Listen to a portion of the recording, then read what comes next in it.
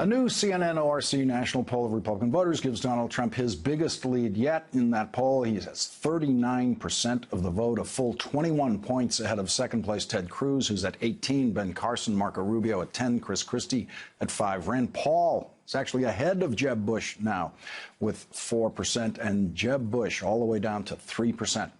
Now, here is something you need to know about those voters who were polled in that poll. 54% of Republican voters believe President Obama is Muslim, and 66% of Trump voters believe President Obama is Muslim. If you hear anyone trying to explain the rise of Donald Trump without including that fact, then you're hearing someone who doesn't know what they're talking about. 44% of Republican voters believe President Obama was not born in the United States. They believe he is not a legal citizen of the United States. They believe his presidency is unconstitutional. It's illegitimate. 61% of Donald Trump's supporters believe that President Obama was not born in the United States. They believe Donald Trump's lie about where President Obama was born, the lie he started telling 4 years ago and has since replaced with other hate-driven lies like the thousands of Muslims Donald Trump lies about having seen celebrating in New Jersey on 9/11. Donald Trump has been getting favorable comments from white supremacists, from American Nazis. And any explanation of Donald Trump's rise that does not include those facts is a false analysis. The polling indicates that probably about 35% of Donald Trump's supporters do not believe that President Obama is Muslim or that he was not born in the United States. Those Trump supporters are not white supremacists. But if Trump did not have the support of Obama haters who believe that the president is a Muslim, who believe that he was not born in the United States, Donald Trump would lose 2/3 of his support. He would be polling in the CNN poll at about 13%, behind Ted Cruz, who would probably be then way ahead of Donald Trump. And other candidates like Marco Rubio would probably have vaulted ahead of Donald Trump if he didn't have that support.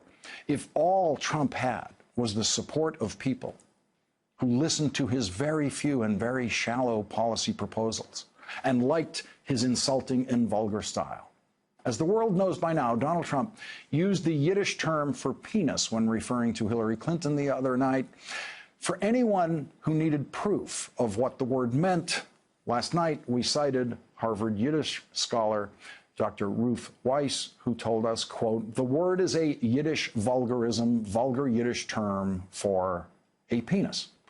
Tonight, Donald Trump did his usual softball interview on Fox News, where the interviewer agreed with Trump that using that Yiddish vulgarity is going to be okay for him.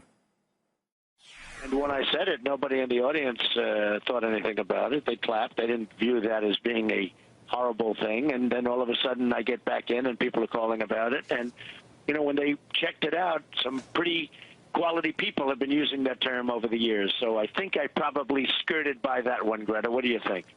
Well, I think so. I think so. Well, one of the Fox News players, perhaps to his peril, just can't take it anymore when he hears people Trump-splaining. That's Greg Gutfeld's term for people who try to explain away the things that Donald Trump says, especially Donald Trump's use of the Yiddish term for penis and Donald Trump's crazed comments about the bathroom break during the Democratic presidential debate. I need somebody to Trump-splain this, because I don't understand it. I've heard people defend him about making fun of a disability, making fun of John McCain, making fun of women, a woman's face. I just wanted to hear somebody defend this as well, because it just never ends. No one will ever stop defending the crass stuff he says. By the way, I haven't used that word since I was 7 years old. I don't understand this. And I don't understand the comment about the bathroom. And I'm sick of hearing people defend this stuff.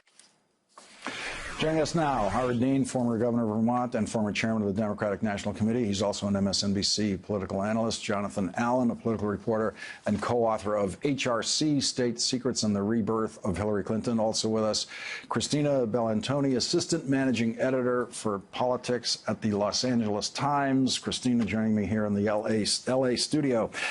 You know, it's so shocking, these numbers about Republicans believing that President Obama is a Muslim, believing he's not a citizen, and they're so huge that they somehow, it seems to me, most political analysts don't have room for that concept in discussing what's going on here. And they should have room for that concept, because a part of the entire Trump experience, or whatever this last 6 months has been, it sort of feels like we've been living in a dream, but this is all actually happening. I mean, it's great to be a political journalist in this time, is about the rhetoric. You hear his supporters on the campaign trail say, we're glad he's not politically correct. We're glad he's telling it like it is. And I think that that's at the core of this. And so whether those voters would have said, yes, they think President Barack Obama was not born in America or is Muslim if Trump was not in the race, I'm not sure. In some ways, he allows them the freedom to say what they might already be thinking. Or he encourages people and they say, oh, well, he's the front runner. He believes that. We're going to believe that, too.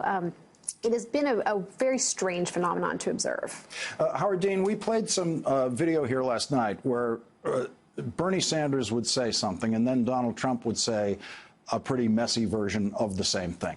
And we showed a poll in which you can see a migration to Bernie Sanders from Donald Trump if Bernie Sanders is the nominee instead of Hillary Clinton. So there's a very clear overlap, and you can clearly see a policy-based overlap. And that is definitely includes people who are kind of economically disaffected from recent government policies, opposed to trade deals, opposed to what they think Wall Street is up to. Donald Trump doesn't talk fondly about Wall Street when he's out there speaking. And so that section of Trump's support is a minority piece of his support, but it's the one that's talked about the most, it seems to me, by political analysts describing the Trump phenomenon. It's all about, you know, kind of a policy-driven thing. And there's a, I think, statistically, there's a fundamental lie in that kind of analysis that completely ignores the hate-driven component of the Trump candidacy, which is the majority of the support that he has. Well, I've talked for a long time about that, what I call the hate wing of the Republican Party, and I've often been criticized for saying it, but there is such a thing, and it started in 1968 with the Southern strategy developed by Richard Nixon to bring Southern racists out of the Democratic Party and into the Republican Party, which they succeeded in doing. So it is true that that there's an economic argument and an economic feeling that that something different needs to happen, and politicians talk out of both sides of their mouths and all that kind of stuff. But there also is this so-called hate wing that is so angry at all the things that have, all the changes that have happened in America. This is what they respond to, and I think it's dangerous for the country. I also think it's going to be incredibly unsuccessful in the general election. Let's listen to how Hillary Clinton responded to Donald Trump's vulgarity, speaking with the Des Moines Register. I really deplore the tone of his campaign and the inflammatory rhetoric that he is using to divide people. I don't know that he has any boundaries at all. And his bigotry, his bluster, his bullying have become his campaign. And Jonathan Allen, Donald Trump has brought the campaign directly to Hillary Clinton, giving her now this opportunity to be running a kind of general election argument against Donald Trump.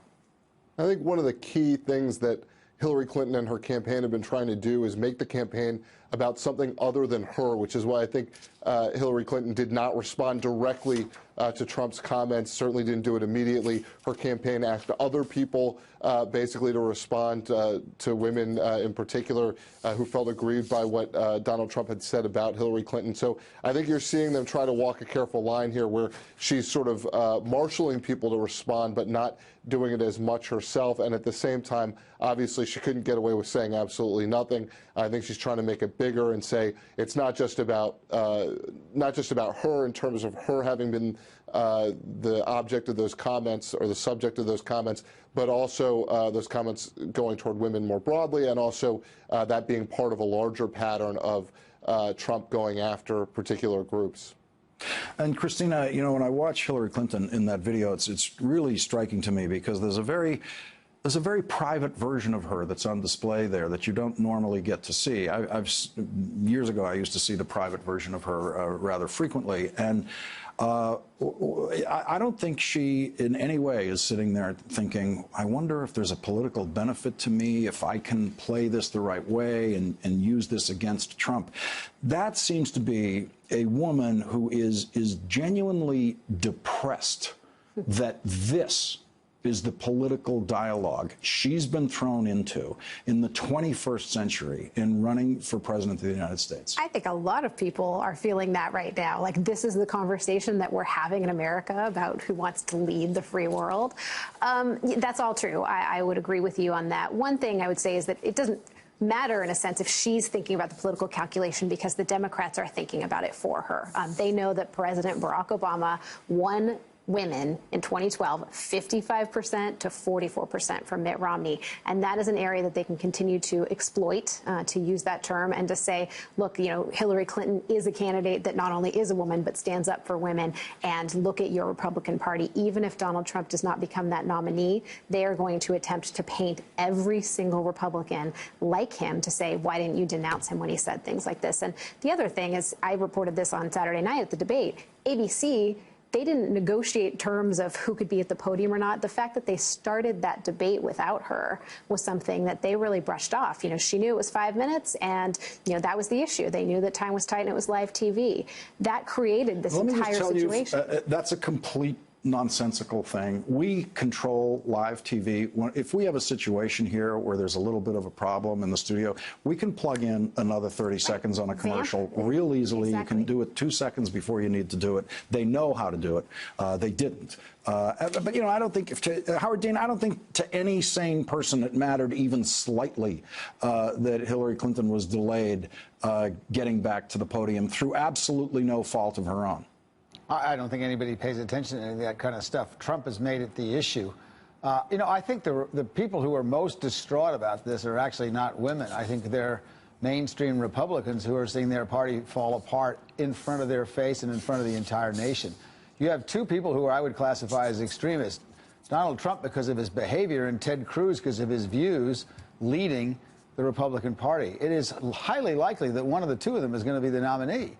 This is a prescription. What is this? What this is really is a prescription for remaking the Republican Party. This is the train wreck that's going to have to happen, and then out of those ashes is going to come something different. But I think most Republicans would rather win this election than have that transformation. Jonathan Allen, quickly before we go, if Hillary Clinton is the nominee against a Donald Trump nominee, is she going to have to figure out a way of campaigning that she hasn't used before? Yeah, probably. I mean, every candidate presents their own challenges. I think what we've seen here from Donald Trump, though, is that his big challenge is going to be how to figure out how to campaign against Hillary Clinton in a way that doesn't turn off independent voters, moderate Republican women. If this is the launch of his attacks against her, there may need to be a redefinition for him of how he wants